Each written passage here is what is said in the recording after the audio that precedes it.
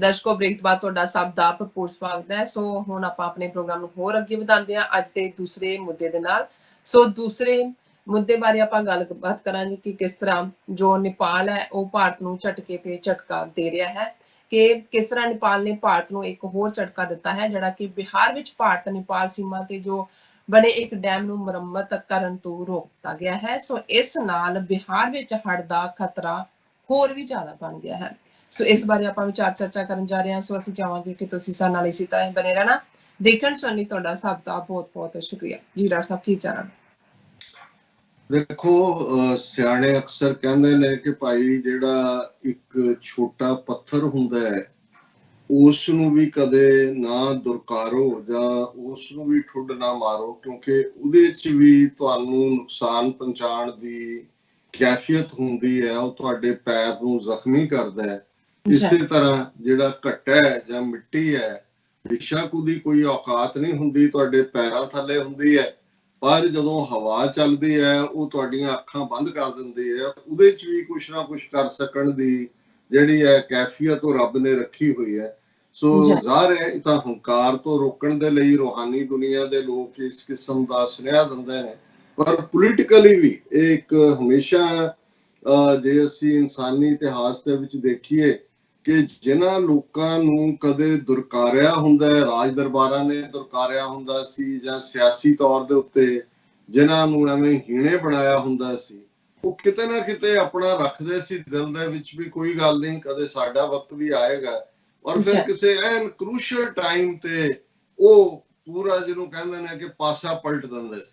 ਉਹ ਨੇਪਾਲ ਦੇ ਹਵਾਲੇ ਨਾਲ ਜਿਉਂ-ਜਿਉਂ ਖਬਰਾਂ ਆ ਰਹੀਆਂ ਨੇ ਔਰ ਇਹ ਨਜ਼ਰ ਆ ਰਿਹਾ ਵੀ ਇਹ ਨੇਪਾਲੀਆਂ ਦੇ ਅੰਦਰ ਕਿੰਨੀ ਦੇਰ ਤੋਂ ਇਹ ਗੁੱਸਾ ਜਿਹੜਾ ਉਹ ਭਰਿਆ ਹੋਇਆ ਸੀ ਕਿ ਵੀ ਇਹ ਸਾਨੂੰ ਸਮਝਦੇ ਕੀ ਨੇ, ਵੀ ਇਹ ਤਾਂ ਸਾਨੂੰ ਸਮਝਦੇ ਹੀ ਕੁਛ ਨਹੀਂ। ਇੱਕ ਤਾਂ ਹੁੰਦਾ ਹੈ ਵੀ ਤੁਸੀਂ ਘਟੀਆ ਸਮਝਦੇ ਹੋ, ਛੋਟਾ ਸਮਝਦੇ ਹੋ, ਇੱਕ ਤੁਹਾਨੂੰ ਲੱਗਦਾ ਹੈ ਵੀ ਨਹੀਂ ਜਿਹਨੂੰ ਕਹਿੰਦਾ ਜੀ ਇਹ ਤਾਂ ਸਾਡੇ ਘੜੇ ਦੀ ਮੱਛੀ ਹੈ, ਵੀ ਇਹਨਾਂ ਨੇ ਕੀ ਕਰ ਲੈਣਾ।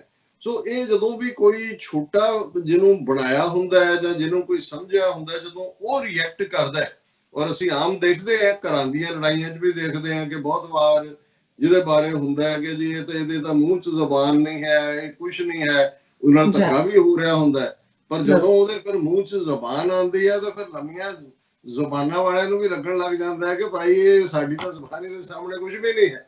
ਸੋ ਜ਼ਾਹਿਰ ਹੈ ਕਿ ਉਹਦੇ 'ਚ ਵੀ ਜਿਹਨੂੰ ਅਸੀਂ ਅੰਗਰੇਜ਼ੀ 'ਚ ਪੈਂਟ ਅਪ ਫੀਲਿੰਗਸ ਕਹਿੰਦੇ ਹਾਂ ਕਿ ਵੀ ਕਿਤੇ ਨਾ ਕਿਤੇ ਫਿਰ ਐਸਾ ਕੁਝ ਹੁੰਦਾ ਹੈ ਕਿ ਵੀ ਫਿਰ ਸਭ ਕੁਝ ਹੀ ਜਿਹੜਾ ਉਹ ਉਲਟ ਜਾਂਦਾ ਹੈ। ਹੁਣ ਨੇਪਾਲ ਦੇ ਹਵਾਲੇ ਨਾਲ ਅਸੀਂ ਲਗਾਤਾਰ ਗੱਲਬਾਤ ਕਰ ਰਹੇ ਹਾਂ ਕਿ ਭਾਈ ਉਹਨਾਂ ਨੇ ਕਿਵੇਂ ਜਿਹੜਾ ਵੰਗਾਰਿਆ ਵੀ ਭਾਰਤ ਨੂੰ, ਫਿਰ ਉਹਨਾਂ ਨੇ ਆਪਣਾ ਕੋਰਟ ਆਫ ਆਰਮਸ ਚੇਂਜ ਕੀਤਾ, ਕਨਸਟੀਟਿਊਸ਼ਨਲ ਅਮੈਂਡਮੈਂਟ ਕੀਤੀ, 3 ਇਲਾਕੇ ਜਿਹੜੇ ਉੱਤਰਾਖੰਡ ਦੇ ਭਾਰਤ ਨੇ ਆਪਣੇ ਨਕਸ਼ੇ 'ਚ ਦਿਖਾਏ ਸੀ, ਪਹਿਲਾਂ ਤਾਂ ਉਹਨਾਂ ਪ੍ਰੋਟੈਸਟ ਕੀਤਾ ਪਿਛਲੇ ਸਾਲ, ਫਿਰ ਹੁਣ ਉਹਨਾਂ ਨੇ ਆਪਣੇ ਨਕਸ਼ੇ 'ਚ ਲੈ ਆਂਦੇ ਨੇ। ਨਾਲ ਦੀ ਨਾਲ ਉਹਨਾਂ ਨੇ ਭਾਰਤ ਦਾ ਕੰਮ ਵੀ ਜਿਹੜਾ ਹੈ ਉੱਤਰਾਖੰਡ ਦੇ ਵਿੱਚ ਜਿੱਥੇ ਇਹਨਾਂ ਦੀ ਸੜਕ ਬਣਾਉਣ ਦਾ ਉਹਨੂੰ ਵੀ ਆ ਕੇ ਰਖਵਾਇਆ। ਪਹਿਲੀ ਵਾਰ ਸੀ ਕਿ ਨੇਪਾਲ ਵਾਲੇ ਆਪਣੀ ਫੌਜ ਲਗਭਗ 20 ਬਾਰਡਰ ਪੋਸਟ ਦੇ ਉੱਤੇ ਲੈ ਕੇ ਜਿਹੜੀਆਂ ਨੇ ਉਹਨਾਂ ਨੇ ਖੜੀ ਕੀਤੀ। ਔਰ ਅਸੀਂ 2 ਦਿਨ ਪਹਿਲਾਂ, ਹਾਲਾਂ ਉਦੋਂ ਮੈਂ ਪਾਸਿੰਗ ਰੈਫਰੈਂਸ 'ਚ ਕਿਤੇ ਖਬਰ ਦੇ ਹਵਾਲੇ ਨਾਲ ਕਿਹਾ ਸੀ ਕਿ ਭਾਈ ਲਗਭਗ 31% ਪਾਣੀ ਨੇਪਾਲ ਦਾ ਜਿਹੜਾ ਭਾਰਤ ਦੇ ਦਰਿਆਵਾਂ 'ਚ ਆਉਂਦਾ ਨੇਪਾਲ ਤੋਂ ਆਉਂਦਾ। ਨੇਪਾਲ ਜਦੋਂ ਚਾਹੇ ਵਾਟਰ ਨੂੰ ਐਜ਼ ਏ ਵੈਪਨ ਇਸਤੇਮਾਲ ਕਰ ਸਕਦਾ। ਮੈਨੂੰ ਹਾਲਾਂਕਿ ਲੱਗਦਾ ਸੀ ਕਿ ਵੀ ਇਹ ਜੇ ਭਾਰਤ ਨੇ ਨੇਪਾਲ ਦਾ ਕਾਫੀਆ ਕੱਸਣਾ ਸ਼ੁਰੂ ਕੀਤਾ, ਉਹਨਾਂ ਦੀ ਇਕਨੋਮਿਕਲ ਬਲੌਕੇਡ ਅੱਗੇ ਵੀ 2015 ਜਿਨ੍ਹਾਂ ਨੇ ਕਰਕੇ ਲੈਂਡ ਲੌਕਡ ਕੰਟਰੀ ਹੈ, ਤੇ ਫਿਰ ਨੇਪਾਲ ਇਹਨੂੰ ਐਜ਼ ਏ ਲਾਸਟ ਰਿਜ਼ੋਰਟ ਕਿਸੇ ਵੇਲੇ ਇਸਤੇਮਾਲ ਕਰੇਗਾ। ਪਰ ਮੈਨੂੰ ਤਾਂ ਇਹ ਲੱਗਦਾ ਹੈ ਵੀ ਨੇਪਾਲ ਨੇ ਆਪਣੀ ਪੂਰੀ ਉਹਨਾਂ ਨੇ ਜਿਹੜਾ ਪਹਿਲੀ ਓਪਨਿੰਗ ਹੀ ਕੀਤੀ ਹੈ ਉਹਦੇ ਥੱਲੇ ਉਹਨਾਂ ਨੇ ਤਾੜ ਜਿਹੜੇ ਨੇ ਗੋਲੇ ਭਰਾਣੇ ਸ਼ੁਰੂ ਕਰ ਦਿੱਤੇ ਨੇ। ਔਰ ਇਹ ਜਿਹੜੀ ਮੈਂ ਖਬਰ ਵੀ ਪੜ੍ਹਨ ਲੱਗਾ, ਇਹ ਭਾਰਤ ਦੀ ਆਪਣੀ ਜਿਹੜੀ ਉਹਨਾਂ ਦੀ ਇੰਟੈਲੀਜੈਂਸ ਏਜੰਸੀਆਂ ਦਾ ਨੈਟਵਰਕ ਦੀ ਨਿਊਜ਼ ਏਜੰਸੀ ਹੈ ANI, ਜਿਹਦੀਆਂ ਖਬਰਾਂ ਬਹੁਤ ਵਾਰ ਅਨਫੋਰਚੂਨੇਟਲੀ BBC ਜਾਂ CNN ਜਾਂ ਇੰਟਰਨੈਸ਼ਨਲ ਮੀਡੀਆ ਵੀ ਲੈਂਦਾ ਹੈ, ਕਿਉਂਕਿ ਇਹਨਾਂ ਨੇ ਬਾਕੀ ਤਾਂ ਇੰਡੀਪੈਂਡੈਂਟ ਮੀਡੀਆ ਖਾ ਲਿਆ ਹੋਇਆ। ANI ਜਿਹੜੀ ਹੈ ਉਹ ਇਹਨਾਂ ਦਾ ਇੰਟੈਲੀਜੈਂਸ ਦਾ ਹੀ ਫਰੰਟ ਹੈ। ਔਰ ਉਸ ਨਿਊਜ਼ ਏਜੰਸੀ ਦੀ ਖਬਰ ਹੈ, Nepal obstructs dam repairs, flood threat for Bihar. ਹੁਣ ਜ਼ਾਹਰ ਹੈ ਕਿ ਮਹੀਨਾ ਜੂਨ ਅੱਧ ਆ ਗਿਆ, ਔਰ ਆਲਰੇਡੀ ਮਾਨਸੂਨ ਹਵਾਵਾਂ ਜਿਹੜੀਆਂ ਨੇ ਉਹ ਤੁਰ ਪਈਆਂ ਹੋਈਆਂ ਨੇ। ਜੁਲਾਈ ਦੇ ਬਿਗਨਿੰਗ ਦੇ ਵਿੱਚ ਸ਼ੁਰੂ ਹੋ ਜਾਂਦੀ ਹੈ। ਇਸ ਸਾਰੇ ਖਿੱਤੇ 'ਚ ਪੰਜਾਬ 'ਚ ਹਫ਼ਤਾ ਲੇਟ ਆਉਂਦੀ ਹੈ। ਔਰ ਜ਼ਾਹਿਰ ਹੈ ਕਿ ਪਹਿਲਾਂ ਵੀ ਜਦੋਂ ਗਰਮੀ ਐਤਕੀ ਕਾਫੀ ਲੇਟ ਤੱਕ ਰਹੀ ਹੈ ਔਰ ਗਲੇਸ਼ੀਅਰ ਪਿਘਲਦੇ ਨੇ ਦਰਿਆਵਾਂ ਦੇ ਵਿੱਚ, ਤਾਂ ਬਹੁਤ ਸਾਰਾ ਪਾਣੀ ਜਿਹੜੇ ਹਿਮਾਲਿਆ ਦੇ ਗਲੇਸ਼ੀਅਰਸ ਨੇ ਉਹਨਾਂ ਰਾਹੀਂ ਵਾਇਆ ਨੇਪਾਲ ਭਾਰਤ ਦੇ ਦਰਿਆਵਾਂ ਦੇ ਵਿੱਚ ਆਉਂਦਾ ਹੈ। ਹੁਣ ਇਸ ਤਰ੍ਹਾਂ ਦੀ ਇਹਨਾਂ ਦੀ ਇੱਕ ਗੰਡਕ ਨਦੀ ਹੈ, ਦਰਿਆ ਹੈ, ਉਸ ਦੇ ਉੱਤੇ ਪੁਲ ਵੀ ਹੈ। ਔਰ ਇਹ ਜਿਹੜਾ ਔਰ ਮੈਂ ਇਸ ਖਬਰ ਨੂੰ ਥੋੜੀ ਡਿਟੇਲ 'ਚ ਡਿਸਕਸ ਕਰਾਂਗਾ ਕਿਉਂਕਿ ਉਹਨਾਂ ਨੇ ਜਿਸ ਅੰਦਾਜ਼ ਦੇ ਵਿੱਚ ਹੁਣ ਉਹ ਨੇਪਾਲ ਤੋਂ ਰਹੇ ਨੇ, ਦਰਿਆ ਬਿਹਾਰ ਦਾ ਬਾਰਡਰ ਜਿਵੇਂ ਅਸੀਂ ਕਿਹਾ ਸੀ, ਉੱਤਰਾਖੰਡ ਯੂਪੀ ਬਿਹਾਰ ਇਹਨਾਂ ਦਾ ਲੱਗਦਾ ਹੈ। ਉਹਨਾਂ ਨੇ ਕੀ ਕੀਤਾ ਨੇਪਾਲ ਵਾਲਿਆਂ ਨੇ, ਜਿਵੇਂ ਹੁਣ ਇਹ ਗੰਡਕ ਬ੍ਰਿਜ ਦੇ ਉੱਤੇ ਵਾਲਮੀਕੀ ਨਗਰ ਹੈ ਔਰ ਜਿਹੜੇ ਇਸ ਦੇ ਉੱਤੇ ਗੇਟ ਨੇ, ਜਦੋਂ ਕਿ ਦਰਿਆਈ ਪਾਣੀ ਆਉਂਦਾ ਉਹਨੂੰ ਤੁਸੀਂ ਕੰਟਰੋਲ ਕਰਨ ਲਈ ਗੇਟ ਬਣਾਉਂਦੇ ਹੋ। 36 ਟੋਟਲ ਗੇਟ ਨੇ, ਜਿਨ੍ਹਾਂ ਚੋਂ ਜਿਹੜੇ 18 ਗੇਟ ਨੇ ਉਹ ਨੇਪਾਲ ਦੇ ਅੰਦਰ ਨੇ। ਸੋ ਉਹਨਾਂ ਨੇ ਕੀ ਕੀਤਾ ਕਿ ਵੀ ਉਹਨਾਂ ਨੇ ਉਸ ਪਾਣੀ ਨੂੰ ਰੋਕ ਲਿਆ ਔਰ ਜਦੋਂ ਚਾਹਣ ਉਹ ਛੱਡ ਰਹੇ ਨੇ। ਔਰ ਜਿਹੜਾ ਉਸ ਦਰਿਆ ਦੇ ਉੱਤੇ ਬ੍ਰਿਜ ਹੈ, ਪੁਲ ਹੈ ਗੰਡਕ ਦਰਿਆ ਤੇ, ਉਹ ਹੁਣ ਜ਼ਾਹਰ ਹੈ ਕਿ ਅੱਧ ਪਜੰਦਾ ਇੱਧਰ ਹੈ, ਅੱਧ ਪਜੰਦਾ ਉੱਧਰ ਹੈ। ਤੁਸੀਂ ਰਿਪੇਅਰ ਕਰਨੀ ਹੈ ਤੇ ਦੋਨੋਂ ਪਾਸੇ ਹੀ, ਕਿਉਂਕਿ ਹੁਣ ਇਸ ਤੋਂ ਪਹਿਲਾਂ ਕਿ ਮਾਨਸੂਨ ਆਏ ਪੂਰੇ ਜ਼ੋਰ ਦੇ ਨਾਲ ਉਹਨੂੰ ਰਿਪੇਅਰ ਕਰਨਾ ਚਾਹੁੰਦੇ ਨੇ, ਪਰ ਨੇਪਾਲ ਨੇ ਉਹਨੂੰ ਰੋਕ ਦਿੱਤਾ। ਔਰ ਇਹ ਦੋ ਬਿਹਾਰ ਦੀਆਂ ਅੱਡ-ਅੱਡ ਥਾਵਾਂ ਤੇ ਹੋਇਆ ਔਰ ਉਹਦੇ 'ਚ ਉਹਨਾਂ ਨੇ ਕਿਹਾ ਕਿ in an apparent provocative move, Nepal has stopped all repair work of river embankments in Bihar on the India-Nepal border by erecting barriers and effectively putting a stop to work done by India to prevent flooding of its low-lying areas, the Bihar government has alleged.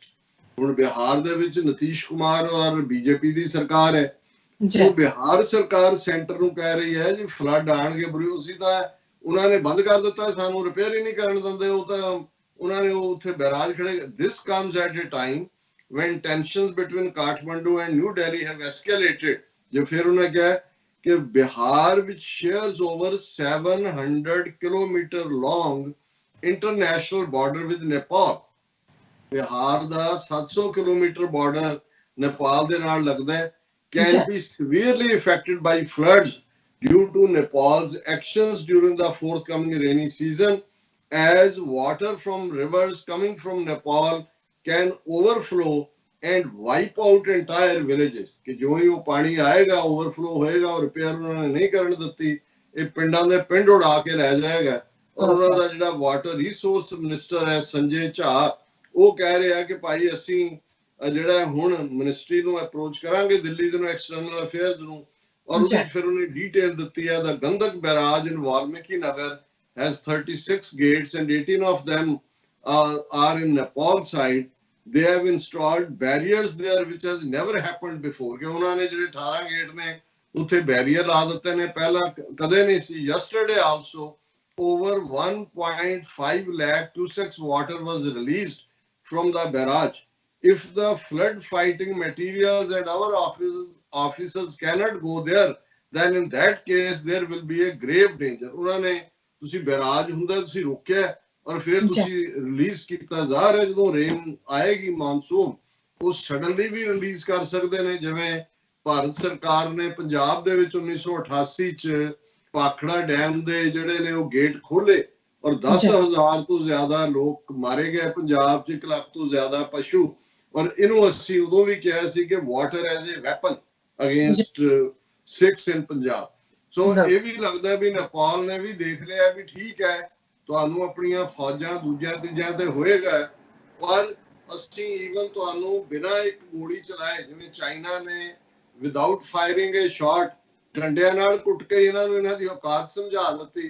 ਤੇ ਮੇਰਾ ਖਿਆਲ ਹੈ ਵੀ ਨੇਪਾਲ ਨੇ ਵੀ ਇਹ ਦੇਖ ਲਿਆ ਕਿ ਭਾਈ ਇਹ ਪਾਣੀ ਦੇ ਨਾਲ ਹੀ ਇਹਨਾਂ ਨੂੰ ਅਕਲ ਦੇ ਦੇਣੀ ਹੈ ਕਿ ਭਾਈ ਤੁਹਾਨੂੰ ਅਸੀਂ, ਇੱਕ ਤਾਂ ਤੁਸੀਂ ਚੀਨ ਨੇ ਤੁਹਾਨੂੰ ਸ਼ਰਮ ਨਾਲ ਪਾਣੀ ਕੀਤਾ, ਅਸੀਂ ਤੁਹਾਨੂੰ ਵੈਸੇ ਹੀ ਪਾਣੀ ਕਰ ਦੇਣਾ ਜੇ ਤੁਸੀਂ ਜਿਹੜਾ ਹੈ ਉਹ ਸਾਡੇ ਇਲਾਕੇ ਸਾਨੂੰ ਵਾਪਸ ਨਾ ਕੀਤੇ।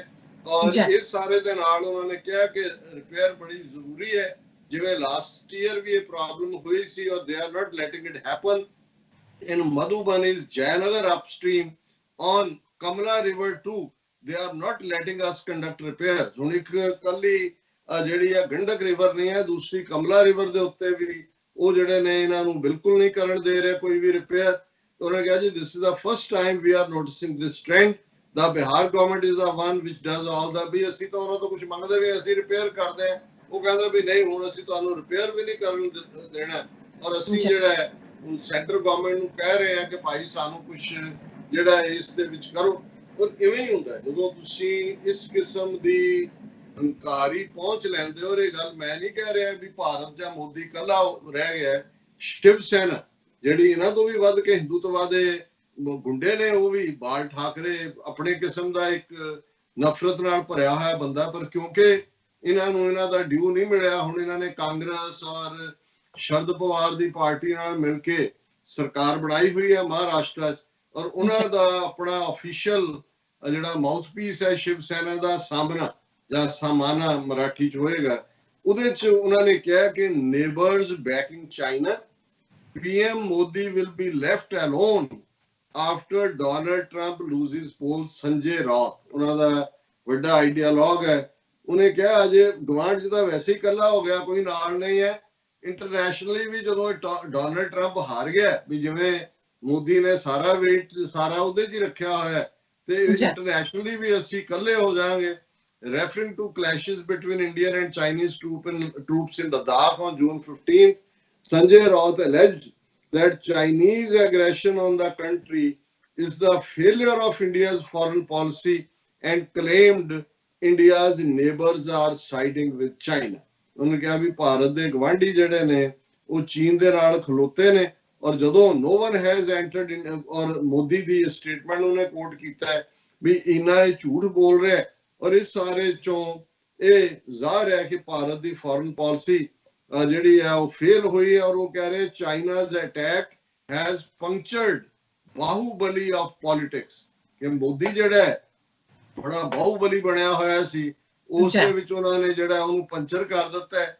ਔਰ ਉਹਨਾਂ ਕਿਹਾ ਕਿ ਭਾਈ ਇੱਕ ਪਾਸੇ ਇਹਨਾਂ ਨੇ ਚੀਨ ਦੇ ਨਾਲ ਜਿਹੜਾ ਮੋਦੀ ਨੇ ਪੀਂਘ ਵੀ ਝੂਟੀ, ਉਹਨਾਂ ਨੂੰ ਜਿਹੜਾ ਅਪਰਚੁਨਿਟੀਜ਼ ਵੀ ਦਿੱਤੀਆਂ, ਔਰ ਇਸ ਵੇਲੇ ਭਾਰਤ ਜਿਹੜਾ ਗਵਾਂਢ ਦੇ ਵਿੱਚ ਉਹਨੇ ਕਿਹਾ ਕਿ Sanjay Raut said India's cosiness with the United States has cost it neutral players like China. Now India is left alone in the region with countries like Nepal criticizing India on behalf of China. ਉਹਨੇ ਕਿਹਾ ਜੀ ਨੇਪਾਲ ਵਰਗਾ ਮੁਲਕ ਵੀ ਜਿਹੜਾ ਕੱਲ ਤੱਕ ਸਾਡਾ ਸੀ ਉਹ ਸਾਨੂੰ ਛੱਡ ਗਿਆ।